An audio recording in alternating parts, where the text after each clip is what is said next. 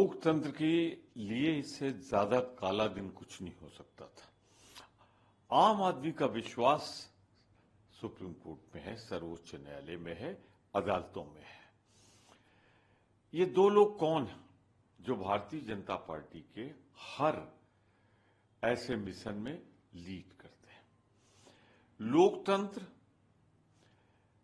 चार पायों पर टिका है, जिसमें दो सबसे महत्वपूर्ण है, विधायिका जिसमें लोकसभा, विधानसभा, और न्यायपालिका जिसमें सुप्रीम कोर्ट से लेकर नीचे तक अदालतें हैं। अब हालात यहां तक पहुंच गए कि पहले आप विधानसभा में या लोकसभा में विपक्षी नेताओं को बोलने नहीं देते। बोलना तो छोड़ दीजिए, अगर उन्होंने अपनी विरोध की आवाज उठाई तो साक्षी है भाजपा सरकार की गवर्नमेंट के दौरान लगभग 150 सांसदों को लोकसभा और राज्यसभा से सस्पेंड करके कानून पारित करा लिया गया।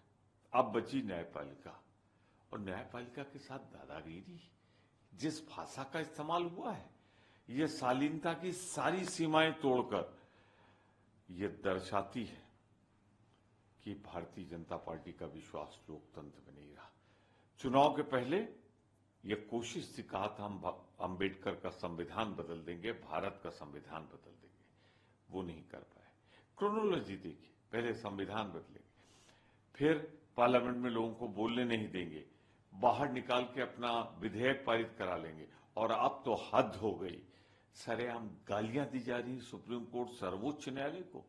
भारतीय जनता पार्टी के इशारे पे ये हुआ है, मैं ये इल्जाम लगाता हूं, अगर नहीं हुआ होता तो इन दोनों के खिलाफ कार्रवाई हो गई होती। तो कुल मिलाकर भारतीय जनता पार्टी लोकतंत्र खत्म करना चाहती है, और हम सब लोकतंत्र के साथ हैं, भारत के संविधान के साथ हैं, अंतिम क्षण तक इस लड़ाई को जारी रखें। ये बहुत दुखी की बात है कि एक सांसद ऐसे कह रहे हैं कि निशिकांत दुबे जी ने कह रहे हैं कि सिविल वॉर्स यहाँ जो हो रहा है इस देश में संजीव खन्ना के वजह से है, that is chief justice of India. और दूसरी बात उन्होंने कहा कि न्यायपालिका इज इंसाइटिंग रिलीजियस वॉर्स यहाँ।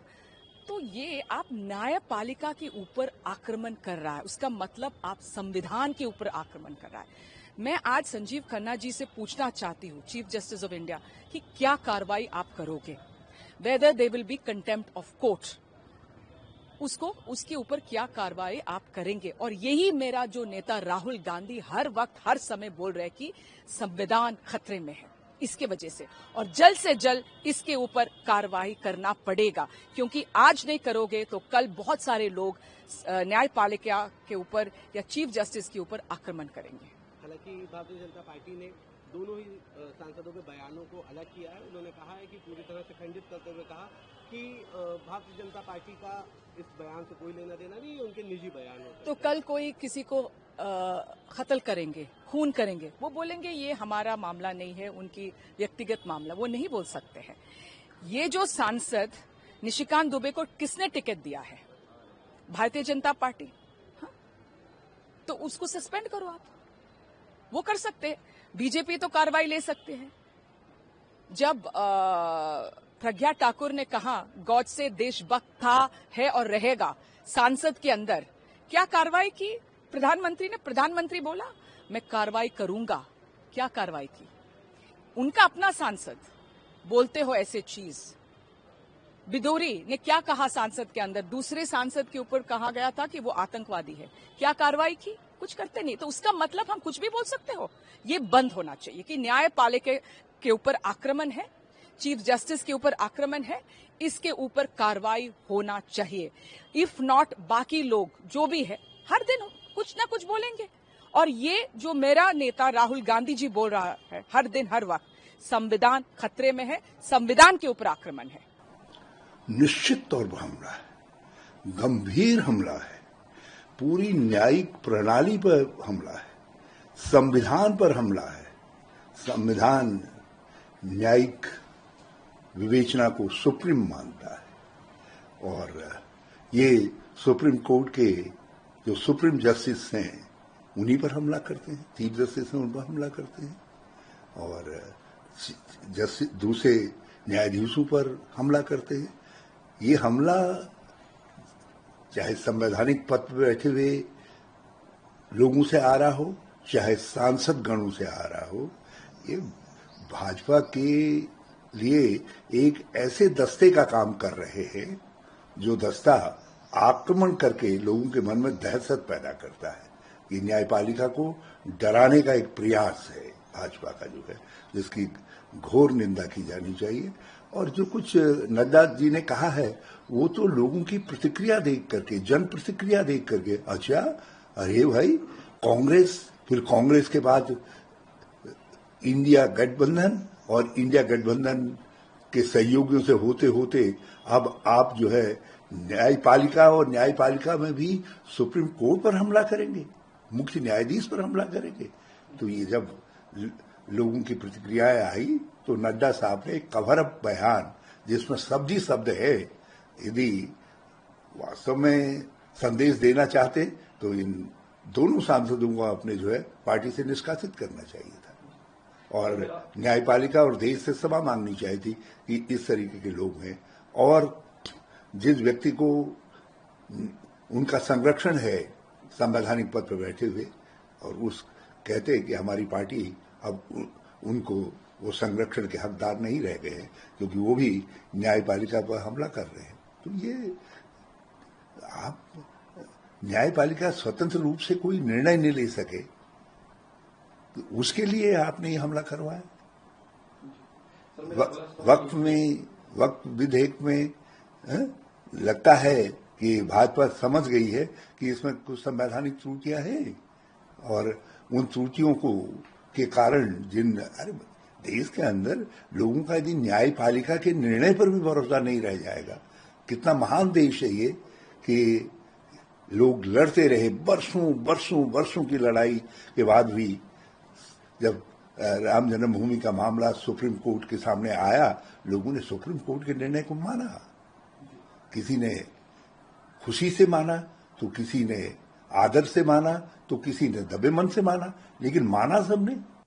Firstly, our party, the Communist Party of India, strongly deplores the statement made by BJP MPs.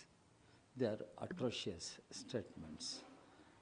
They are in accordance to their sinister design to undermine the Constitution, to undermine the independence of judiciary, because Constitution is supreme in our country. All these people, starting from Mr. Modi to Dubey, they all take oath in the name of Constitution. But whatever they speak, whatever they do, it is to undermine the foundational principles of Constitution, thereby the very Constitution itself. So we strongly deplore that. Mr. Nadda has distanced, but what he is going to do with the comments made by his own MPs, because it has become a practice with BJP. They will deploy their loyalists to speak against Constitution, to speak against democracy, to speak against secularism. Then they will say they are fringe elements, and they will show that they are distancing from their comments. But this is hypocrisy. So the present episode, the comments made by Dubey and Nadda's distancing from his comments, exposed the hypocrisy of BJP, RSS combined. And they are trying to undermine the independent judiciary. At the same time, they are trying to make Parliament redundant. What is happening in Parliament? How Parliament is allowed to function? And BJP is really turning the Parliament not functioning and making it redundant. That is why our party condemns these statements, and our party appeals to the people to understand this and stand up against the BJP RSS combined in order to save the Constitution, save democracy, save the Indian nationhood. Otherwise, they will pose grave threats to the very constitution and constitutional institutions. Actually, it is clearly a case of contempt of court, violation of constitutions. This is an anti-constitutional and clearly attracting the contempt of court activities. I think this cannot be taken as a lightly. One of the serious allegations has been made by a member of parliament against the Chief Justice of India. It is one of the important, very serious issue. Direct attack on judiciary. If this type of attack, we never see. I think Honorable Speaker has to take action on these things. And court also has to take action on these things. Because this is clearly a contempt of court.